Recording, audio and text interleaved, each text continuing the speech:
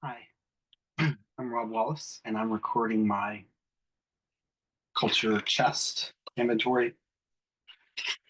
So I left part of the box undecorated because I know it's kind of lazy, but also, from the outside, I just look like the default in our society, regular old white guy.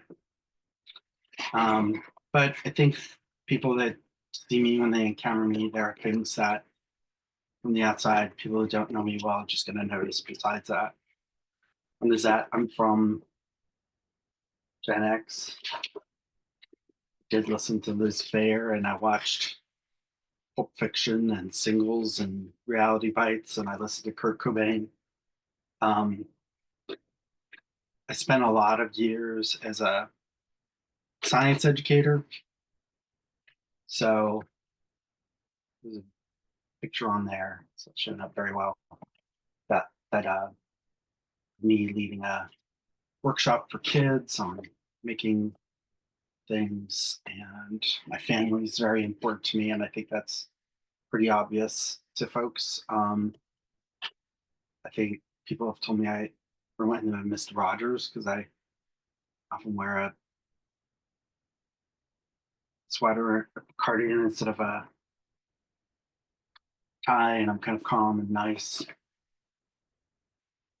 And so I grew up, um, in a regular white suburban family, but I was born, and when I was born, we lived in Compton, in South Central Los Angeles, and you know, my family around me was very white and very prejudiced. Uh, I remember we moved out to the suburbs right away as soon as I was ready to go to school. And we'd go back to visit family friends in Compton. And I remember going to the park, and the other kids my age, the white kids called the black kids the N word and other things. And they got into a fight, and the police came, and my family got very, the extended family got very upset with me because I told the police, what had happened. Um, but I grew up in a family. My family name was Stouchenberg. This is the family crest.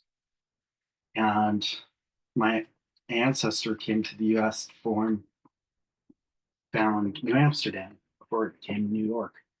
And they were all bankers, and they were, a lot of my family is very proud of this old history, but I know that that means that he was a banker, and the way bankers made money those days was by paying for the triangle trade, bringing slaves over and sending rum and cotton and tobacco back. So it's not something that I'm proud of.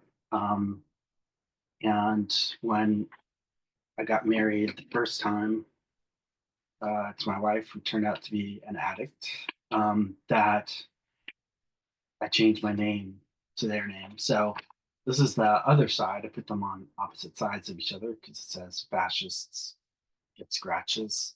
Um, because you know it took a long time and a lot of learning, but I mean, I came to really hate the white supremacist patriarchal arc of our society. And that started, with that childhood event, but in high school, I was the minority as a white person. And then I had a lot of friends who were Vietnamese who had fled the overthrow of the by the Viet Cong and the Vietnam War. It was really awful. And I learned a lot from them. And then I went to college where they were, again, I was the minority, and I learned history from my friends that I had not learned in school about the Japanese incarceration, and it just really, all this really changed me, and made me think about things differently. But what really, really changed me was when I moved from up north. I left grad school in biology to become a high school science teacher in New Orleans. And, two aspects of that really impacted me. One was that I do look like a regular white guy. And so other white people would come up and just say racist things. And I had to learn how to like, respond to that and let them know that that wasn't okay with me. And then almost all the students I taught every day, so for 6 periods a day, 28 out of the 30 kids were Black and I was white. And a lot of teachers at my school were also white and they just ignored that. But I felt like it was ridiculous to ignore this difference. And when it came up, my students and I would talk about it, and I couldn't help noticing. When we went on a field trip, the students would go ahead of me, and then I would come up behind, and I'd see how somebody was treating them or responding to them, or even simply like, that people wouldn't stop for them in the crosswalk, and I had to walk out, and hold the traffic back so that they would stop for my students and to see my students' families and to hear them uh, talk about being profiled and being stopped by the police, just taken off the bus, and just all sorts of terrible things. It really impacted uh, my mental framework and the way that I analyze situations. I started to, I'd go to a yoga class or a bookstore or a coffee shop, and I'd wonder, this city is 70% Black. How come those Black people aren't here at these places? Or the only time I encounter them outside of teaching is when they are selling groceries to me or something like that. So made me really think and reflect on my place in the whole structure of things. Um, and then another thing that's kind of hidden in here is that I had an upbringing where I was a very emotional kid, and my parents, you know, did not handle that really well. I mean, I have a very emotional son, so I can kind of understand how hard that is. But they didn't handle it well, and they were verbally and sometimes physically abusive, um, psychologically abusive for sure. And I grew up with a lot of problems. So this cartoon, I don't know if you could see it. It has three fairy godmothers at the baby's birth, and one says, "My gift is a gift of creativity," and I've been told, I'm really creative with metaphors and explaining things and doing things. And the other one says, "My gift is the gift of kindness," and I think I'm a really kind and compassionate and emotional person. And then the last one says, "My gift is a lifetime of clinical depression," and I have had a lot of trouble with depression and anxiety. Still to this day, it's hard to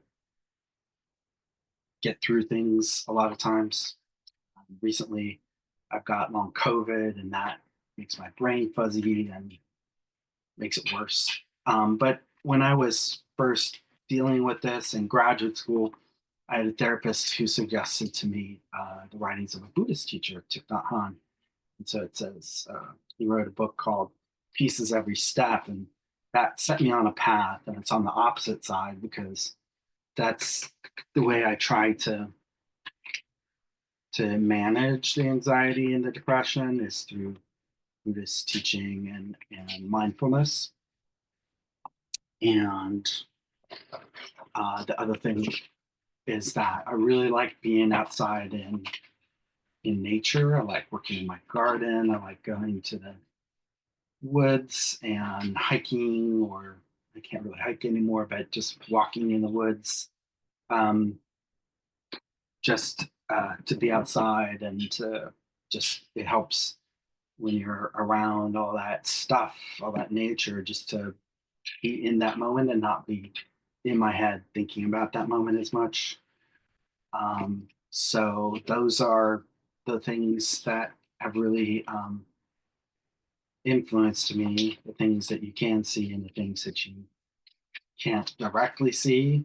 You know, one of the things I struggle with in my life now, especially the way our politics of our country are going, is like, how do I let people know that I'm this person and not this person? You know, because from the outside, when I see my neighbors next door and they're from Honduras and they don't speak very much English, I want them to know that, I'm not a person who's gonna be mad because they're speaking Spanish or they have a Honduran flag in the car. Whereas I know that my parents, would be very upset about that and call ICE on them or something, So how do I, without being condescending and obnoxious, how do I communicate to people that I'm not this person? It's a thing that I think about a lot these days. So thank you very much for watching this, and I look forward to your feedback on it.